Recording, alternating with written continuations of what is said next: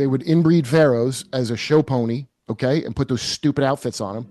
You know, dumb hat with the cobra. It does look stupid, doesn't it? Why? Well, it's showmanship. And then these priests, okay, they tie them up with busy work. So you're the pharaoh. It's a whole society based on OCD. You got to fucking everything's in the afterlife. It's like the Three Amigos.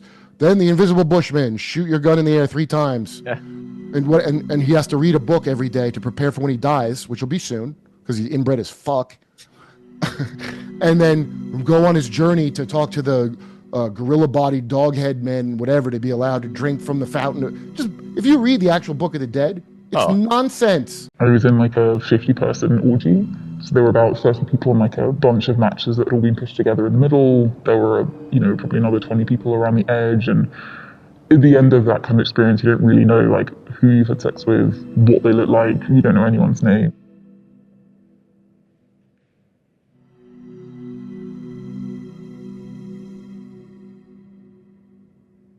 So the swinger lifestyle is basically having sex with someone who is not your primary partner. That can be with your partner, that can be away from your partner, it can be at parties, it can be at swaps. There's a whole range of stuff in the lifestyle. There are parties that are very cisgender and heteronormative. There are parties that are very kink heavy, and there are queer parties as well. So if you walk into kind of one of the classic famous straight parties, you won't see a lot of kind of conventionally unattractive people. And what's quite sad is those people get kind of filtered out generally.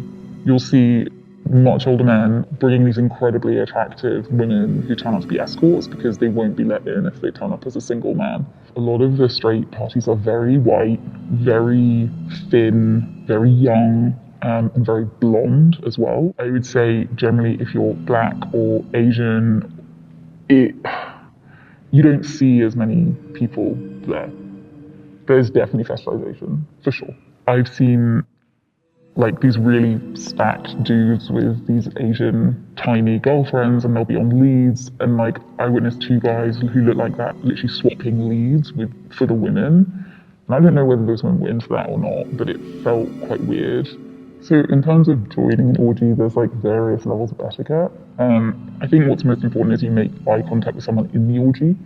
They normally wave you in. Solo wanking is a general no-go at any party. So, solo wanking is someone who generally presents as male, and they're normally standing in a space watching people wanking without their consent, and they'll normally try and make eye contact with you. And basically what they're doing is trying to participate in a scene that they weren't necessarily invited into. There are parties for specific kinks.